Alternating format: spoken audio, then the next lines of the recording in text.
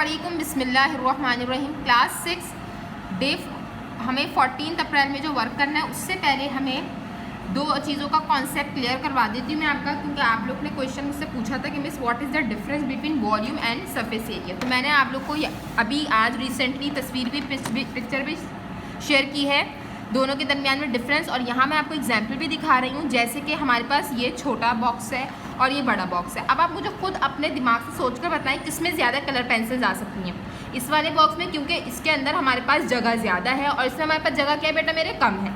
तो आपने मुझसे पूछा था कि टीचर सरफेस एरिया क्या है, तो बेटा ये देखिए ये ऑब्जेक्ट है, ये ऑब्जेक्ट की सरफेस है, ठीक है। ये ऑब्जेक्ट है ना, अब इसको मैंने यहाँ रख दिया। इस ऑब्जेक्ट ने सरफेस में कितना एरिया कवर किया हुआ है, कितनी जगह घेरी हुई है। तो ये क्या है, ये देखें सरफेस की बात है, सतह, ये सतह है इसकी, इसने कितनी जगह को ऑक्यूपाई किया हुआ है, तो दिस इज कॉल्ड एरिया। कितनी चीज़ उसके अंदर आ सकती है, उसके अंदर की स्पेस कितनी है, दिस इज कॉल्ड वॉल्यूम। मैंने आप लोग को दोनों डिफरेंस भी सिखाए, वो डिफरेंस भी मैंने आप लोग से शेयर किए हैं, तो आपको इंशाअल्लाह ताला क्लियर हो जाएगा कॉन्सेप्ट कि हमारे पास सरफेस एरिया क्या है। जितने ऑब्जेक्ट ने सरफेस की जगह को, किसी भी ऑब्जेक्ट के सरफेस ने कितनी जगह को घेरा हुआ है, इट इज़ व्हाट एरिया। ये मैंने इसमें से जो है कलर पेंसिल्स मैंने निकाली हैं। अब इसमें इसकी कैपेसिटी यानी कि इसके अंदर कितनी जगह है कि ये इतने अपने अंदर इस चीज़ को कंज्यूम या ले सकता है, तो it is what volume. Inside and outside का आपको कॉन्सेप्ट क्लियर हो जाएगा। ज़्यादा और कम का तो आपको वैसे ही देखकर समझ में आ रहा है, तो ये बात इंशाल्लाह ताला आपको क्लियर हो गई होगी। अब हम चलते हैं अपने टॉपिक की तरफ। तो हमारा आज का टॉपिक है प्रिज्म। तो सबसे पहले प्रिज्म को समझना है हमें। अच्छा, यहाँ पर मैंने आपके सामने हेडिंग डाली है एक्सटर्नल एक्सरसाइज 14 भी। मैं बुक की एक्सरसाइज को फॉलो नहीं कर रही हूँ, आप भी इसी एक्सरसाइज को फॉलो करोगे और यही हेडिंग डालोगे, मेंटेन करोगे एक्सटर्नल एक्सरसाइज 14 भी। उससे पहले आपने प्रिज्म का कॉन्सेप्ट समझना है, प्रिज्म होती कौन सी शेप है। अब prism is a type of 3 dimensional 3D shape with flat sides. अब मैं आपको प्रिज्म दिखाने जा रही हूँ। अब ये हमारे पास प्रिज्म है, आप लोग को विजिबल होगा, हमारे पास प्रिज्म है। अब मेरी बात सुनिएगा गौर से, ठीक है। अब ये हमारे पास जो ये फेस है ट्राइंगुलर फेस, तो यहाँ ये सामने भी ऐसा है और बैक पे भी ऐसा है, फ्रंट बैक सेम है। क्लियर हो रही है बेटा बात।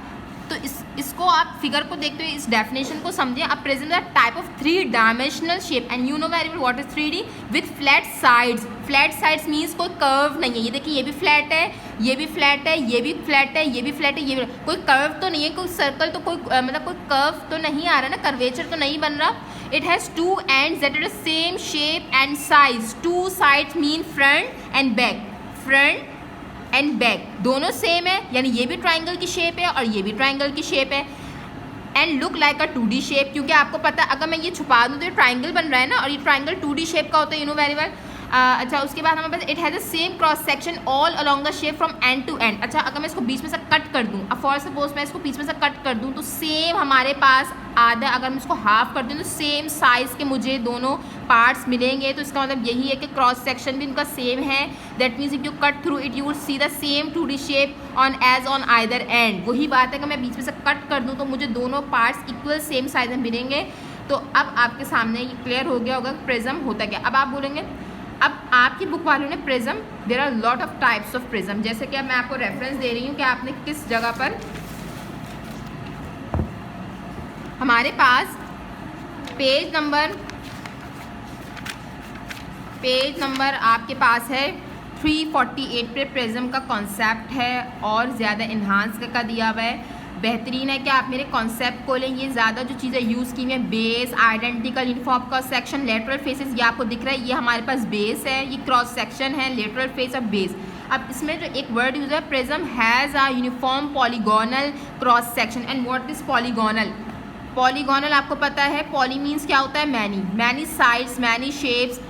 प्रिज्म जो है सिर्फ एक उसका नाम नहीं है, देयर लॉट ऑफ उसमें पॉलीगोनल शामिल होते हैं। जैसे कि अब आपके पास टाइप्स मैं आपको बताऊंगी तो आपको इंशाल्लाह ताला क्लियर हो जाएगा। Triangular prism, Y it is called triangular prism क्योंकि इसकी बेस जो है, हमारी जो बेस है वो ट्राइंगल की शेप की है। Why it is called quadrilateric prism because इसकी शेप जो है वो क्वाड्रिलेटर शेप की है। व्हाट इज क्वाड्रिलेटर, इसकी 4 साइड्स होती हैं। Y it is called pentagonal prism because it has 5 side, 1 2 3 4 5, तो हम इसको क्या कह रहे हैं, पेंटागोनल प्रिज्म।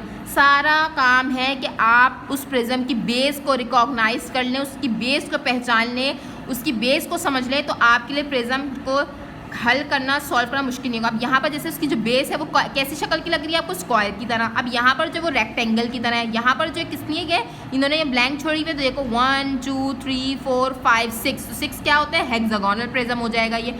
अब आप बोलोगे डेली लाइफ में कहाँ यूज़ हो रहा है, आप लोग चॉकलेट्स खाते हैं, आपने उसमें भी देखा होगा कि चॉकलेट्स के जो बार्स होते हैं उसमें भी आपको प्रिज्म की शेप दिखेगी। तो देयर आर लॉट ऑफ, आप अपनी डेली लाइफ में प्रिज्म की शेप को रिकॉग्नाइज कर सकते हैं, और इसी तरीके से आप अपने पास रियल लाइफ एग्जाम्पल्स को भी लिखें। अच्छी बात है, आप मुझे शेयर भी कर सकते हैं, कोई इशू की बात नहीं है।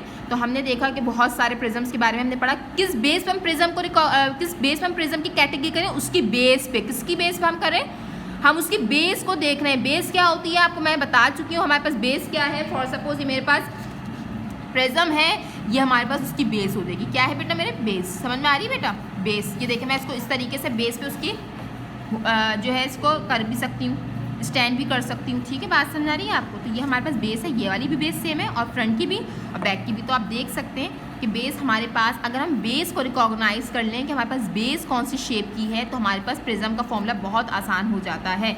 अब आप इसमें सो इंपॉर्टेंट पॉइंट्स को मार्क करेंगे, हाईलाइट करेंगे, और ये MCQs के हवाले से बहुत इंपॉर्टेंट है। इसी के साथ साथ एक और चीज़ भी समझ लें, राइट प्रिज्म्स क्या होते हैं। यू नो वेरी वेल कि what is right angle triangle, there are different types of triangle, लेकिन ऐसा ट्राइंगल जिसमें पास 90 डिग्री बन रहा होता है, यू नो वेरी वेल कि हमारे पास ऐसा ट्राइंगल जिसमें 90 डिग्री बन रहा होता है एक साइड पे, वो हमारे पास राइट एंगल ट्राइंगल होता है। तो अब मैं अगर इसको एक्सटेंड कर दूं तो हमारे पास राइट प्रिज्म बन जाएगा।